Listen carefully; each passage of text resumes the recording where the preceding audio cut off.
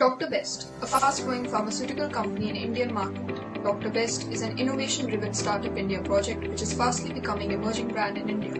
Dr. Best offers a quality range of pharmaceutical products for the patients at almost 80% lesser prices than the other companies. For business queries, contact today at Dr. Best, a reliable name for quality medicines at affordable prices.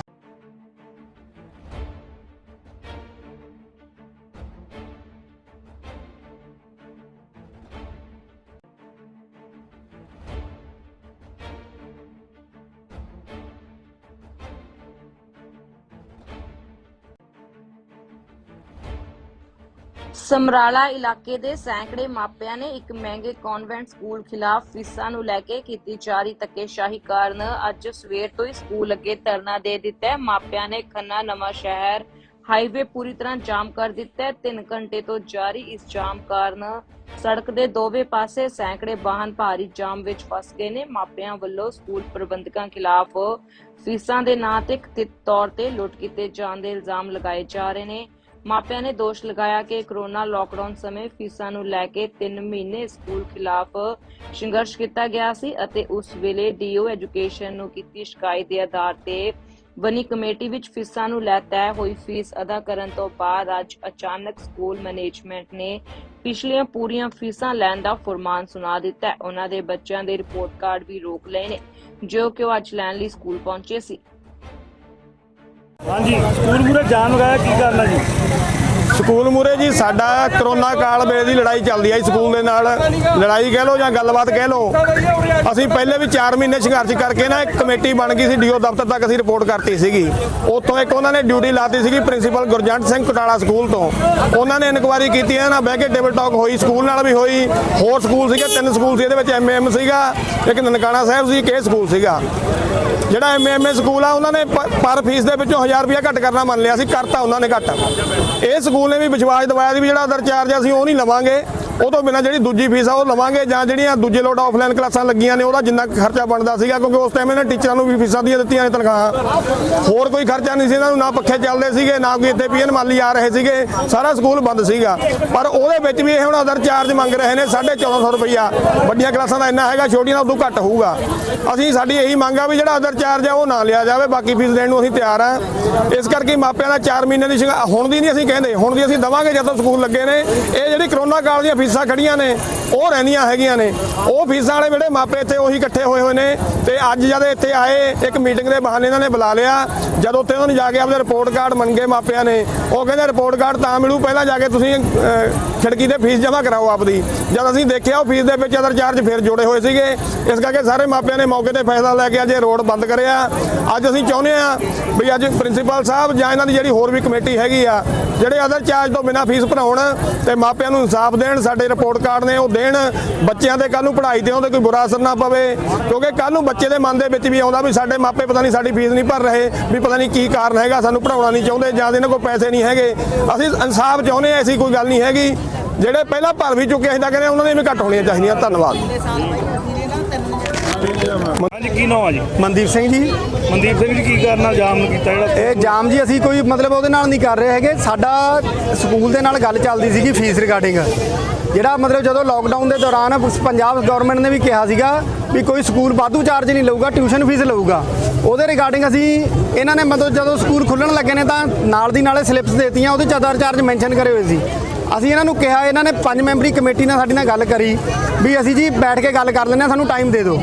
ਜਿਹੜਾ ਇਹਨਾਂ ਦਾ father ਹੈਗਾ main head ਆ, ਉਹ ਕਹਿੰਦਾ ਵੀ ਸਾਨੂੰ ਤਾਂ time ਦੇ ਦਿਓ। ਸਾਨੂੰ ਤੋਂ 2 ਵਾਰ ਟਾਈਮ ਲਿਆ, 2 ਵਾਰ ਟਾਈਮ ਲੈਣ ਤੋਂ ਬਾਅਦ 'ਚ ਇਹਨਾਂ ਨੇ ਸਾਨੂੰ ਸ਼ਰੇਆਮ ਕਹਿਤਾ ਜੀ ਅਸੀਂ ਫੀਸ ਲਵਾਂਗੇ, ਵੀ ਤੁਸੀਂ ਆਪਣਾ ਡੀਓ ਕੋਲ ਅਪਰੋਚ ਕਰ ਲਓ। ਅਸੀਂ ਡੀਓ ਕੋਲ ਗਏ, ਡੀਓ ਨੂੰ ਰਿਪੋਰਟ ਦਿੱਤੀ। ਰਿਪੋਰਟ ਇਹਨਾਂ ਨੇ ਲਈ, ਇਨਕੁਆਇਰੀ ਅਫਸਰ ਲਾਇਆ ਗੁਰਜੰਟ ਸਿੰਘ ਜੀ ਕੋਟਲਾ, ਆਪਣੇ ਕਟਾਲਾ ਸਕੂਲ ਦਾ ਪ੍ਰਿੰਸੀਪਲ ਸੀਗੇ। ਉਹਨਾਂ ਨੇ ਰਿਪੋਰਟ ਦੇ ਵਿੱਚ ਵੀ ਸਪੈਸ਼ਲੀ ਲਿਖਿਆ ਵੀ ਇਹ ਸਕੂਲ ਫੀਸ ਨਜਾਇਜ਼ ਵਾਧੂ ਚਾਰਜ ਲੈ ਰਿਹਾ, ਨਹੀਂ ਲੈਣੇ ਬਣਦੇ। ਤੇ ਡੀਓ ਨੇ ਫਿਰ ਇਹ ਕਿਹਾ ਵੀ ਅਸੀਂ ਜੀ, ਮੈਂ ਪਹਿਲਾਂ ਤਾਂ ਡੀਓ ਸਾਨੂੰ ਟਰਕਾਉਂਦਾ ਰਿਹਾ ਵੀ ਮੈਂ ਜੀ ਰਿਪੋਰਟ ਅੱਜ ਦਿਨਾ, ਕੱਲ੍ਹ ਨੂੰ ਦਿਨਾ। ਉਹਨੇ ਦੁਬਾਰਾ ਇਨਕੁਆਇਰੀ ਮਾਰ ਕਰਤੀ।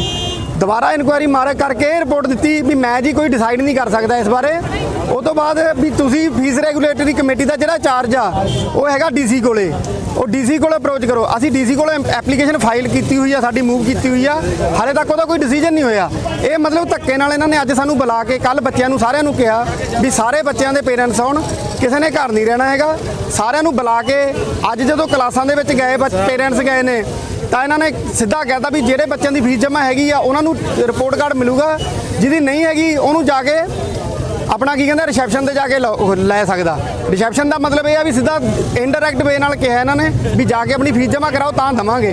ਫਿਰ ਅਸੀਂ ਫਿਰ ਡੀਪੀ ਨਾਲ ਗੱਲ ਕਰੀ ਸੀ ਕਿ ਵੀ ਤੁਸੀਂ, ਇਹਨਾਂ ਨੇ ਜਦੋਂ ਡੀਓ ਨੂੰ ਰਿਪੋਰਟ ਦਿੱਤੀ ਸੀ ਉਹ 'ਚ ਵੀ ਇਹ ਲਿਖਿਆ ਵੀ ਜੀ ਇਹ ਸਕੂਲ ਦੇ ਧਰਨੇ ਲਾਉਂਦੇ ਨੇ ਜੀ। ਅੱਜ ਤੱਕ ਤੁਸੀਂ ਖੁਦ ਮੀਡੀਆ ਇਸ ਗੱਲ ਦਾ ਗਵਾਹ ਹੈ ਵੀ ਅੱਜ ਤੱਕ ਕਦੇ ਧਰਨਾ ਨਹੀਂ ਲੱਗਿਆ। ਸਾਡਾ ਜੂਨ ਦਾ ਰੌਲਾ ਚੱਲ ਰਿਹਾ ਹੈ ਸਕੂਲ ਦੇ ਨਾਲ, ਜੂਨ ਤੋਂ ਲੈ ਕੇ ਅੱਜ ਤੱਕ ਕਦੇ ਕੋਈ ਧਰਨਾ ਨਹੀਂ ਲੱਗਿਆ। ਅੱਜ ਅਸੀਂ ਫਸਟ ਟਾਈਮ ਲਾ ਰਹੇ ਹਾਂ। ਸਕੂਲ ਵਾਲੇ ਕਹਿੰਦੇ ਜੀ ਅਸੀਂ ਉਹਨਾਂ ਨੂੰ ਇਹ ਵੀ ਰਿਕੁਐਸਟ ਕਰੀ ਸੀ ਕਿ ਵੀ ਤੁਸੀਂ ਫੀਸ ਜਮ੍ਹਾਂ ਕਰਾਉਣੀ ਆ ਅਸੀਂ ਇਹ ਨਹੀਂ ਕਹਿੰਦੇ ਵੀ ਜਮ੍ਹਾਂ ਨਹੀਂ ਕਰਾਉਣੀ, ਪਰ ਤੁਸੀਂ ਰਿਪੋਰਟ ਕਾਰਡ ਦਿਖਾ ਦਿਓ, ਦਿਖਾ ਕੇ ਤੁਹਾਨੂੰ ਫੀਸ ਜਮ੍ਹਾਂ ਕਰਾ ਦਾਂਗੇ। ਅਸੀਂ ਕਹਿੰਦੇ ਨਹੀਂ ਜੀ ਵੀ ਤੁਸੀਂ ਜੋ ਕਰਨਾ ਕਰ ਲਓ। ਸਾਨੂੰ ਇਹ ਗੱਲ ਕਹੀ ਗਈ ਆ। ਪ੍ਰਿੰਸੀਪਲ ਗੱਲ ਕਰਨ ਨੂੰ ਤਿਆਰ ਨਹੀਂ ਹੈਗੀ। ਉਹਨੇ ਇੱਕ ਹੋਰ ਤੁਹਾਨੂੰ ਦੱਸਾਂ, ਪਿਛਲੇ ਦਿਨਾਂ 'ਚ ਆਇਆ ਸਕੂਲ ਪ੍ਰਿੰਸੀਪਲ ਨੇ ਕੱਲੇ ਬੱਚੇ ਨੂੰ ਕੰਪਲਸਰੀ ਕਰਤਾ ਵੀ ਸਕੂਲ ਡਾਇਰੀ ਲੈਣੀ ਜ਼ਰੂਰੀ ਆ। ਉਹਦੇ 'ਚ ਇਹ ਕਰਦਾ ਵੀ 100 ਰੁਪਇਆ ਬੱਚੇ ਦਾ ਲੱਗਦਾ ਤੇ ਉਹਦੇ 'ਚ ਇੱਕ ਫੰਡਾ ਬਣਾਇਆ ਵੀ ਯੈਲੋ ਪੇਜ ਸਕੂਲ ਦੇ ਵਿੱਚ ਉਹ ਚਾਹੀਦਾ ਰਿਕਾਰਡ 'ਚ ਰੱਖਣਾ। ਕਿਆ ਸਕੂਲ ਕੋਲ ਰਿਕਾਰਡ ਨਹੀਂ ਹੈ ਕਿਸੇ ਬੱਚੇ ਦਾ? ਹਰ ਇੱਕ ਬੱਚੇ ਤੋਂ ਸਾਰੇ ਸਕੂਲ ਤੋਂ ਇਹਨਾਂ ਇਕੱਠਾ ਕਰਿਆ ਡਾਇਰੀ ਦਾ ਬਹਾਨਾ ਬਣਾ ਕੇ ਇੱਕ yellow page the. What is the meaning of yellow page? ਕਿਆ ਇਹਨਾਂ ਨੇ ਉਹਦੇ ਨਾਲ ਰਿਕਾਰਡ ਰੱਖਣਾ ਸੀ? ਸਾਰਾ ਰਿਕਾਰਡ ਸਕੂਲ ਦੇ ਕੋਲ ਹੈ। ਤੇ ਸਾਡਾ ਇਹੀ ਆ ਵੀ ਮਤਲਬ ਹੁਣ ਮੰਗ ਇਹੀ ਕਰਦੇ ਵੀ ਸਾਨੂੰ ਰਿਪੋਰਟ ਕਾਰਡ ਦਿਖਾਉਣ। ਸਕੂਲ ਦੀ ਫੀਸ ਜਦੋਂ ਡਿਸਾਈਡ ਹੋ ਜੂਗੀ ਉਦੋਂ ਅਸੀਂ ਜਮ੍ਹਾਂ ਕਰਾਵਾਂਗੇ ਜੀ, ਉਦੋਂ ਪਹਿਲਾਂ ਨਹੀਂ ਕਰਾਉਣੀ ਹੈਗੀ। ਜਾਂ ਫਿਰ ਅਦਰ ਚਾਰਜ ਕੱਟ ਦੇਣ, ਅਸੀਂ ਹੁਣੇ ਕਰਾਉਣੇ ਆ, ਮੈਂ ਔਨ ਦੀ ਸਪੋਟ ਕਰਾਉਣੇ ਆ ਫੀਸ ਜਮ੍ਹਾਂ, ਅਦਰ ਚਾਰਜ ਕੱਟ ਦੇਣ ਜਿਹੜੇ ਜੂਨ ਵਾਲੇ ਆ। ਇਹ ਨਹੀਂ ਕਹਿੰਦੇ ਅਸੀਂ ਸਾਰੇ ਕੱਟਣ, ਜਿਹੜੇ ਸਪੈਸੀਫਿਕ ਜੂਨ ਵਾਲੇ ਲਾਕਡਾਊਨ ਡਿਊਰਿੰਗ ਲਾਕਡਾਊਨ ਵਾਲੇ ਅਦਰ ਚਾਰਜ ਨੇ ਉਹ ਕੱਟ ਦੇਣ। ਅਸੀਂ ਕਰਨ ਨੂੰ ਜਮ੍ਹਾਂ ਤਿਆਰ ਹਾਂ ਜੀ। ਠੀਕ ਹੈ ਹਾਂਜੀ।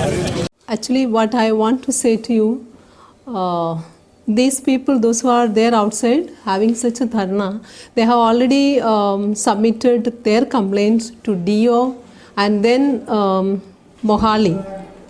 And from there itself, like DO office, already we have got the concern letter that they are satisfied because we have given the reply and they are satisfied with that, and we got it in the e-portal. But these parents were not satisfied and they have again complaint given against the school to Mohali office. And from there again they sent somebody for inquiry and all that, and they asked us to submit our reply also.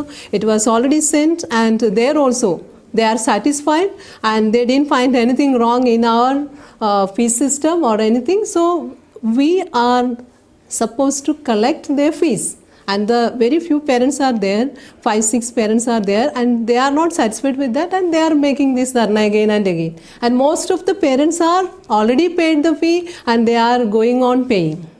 So anybody from management goes to talk with parents who are already we met them three times here in the school, and we had a talk, and afterwards only all these complaints this given to the DO and Mohali, and they're all, the inquiry officer also came, they all are satisfied. So there is no. Today, Yeah. now management from anybody, any member. Actually, from today it's a parents teachers meet, and we have called the parents, and all the teachers are busy in their respective classes, and I have called some of the students of class 9s who are weak in their studies, and I was meeting them. So they were shouting there only, and the teachers have gone there and they met, and they said purposely they are making, so we have because nothing. huge crowd in front of school block the road. It's their problem. What can we do? Because from our side the teachers are already gone, then they were talking, and if they are not understanding, can't say anything.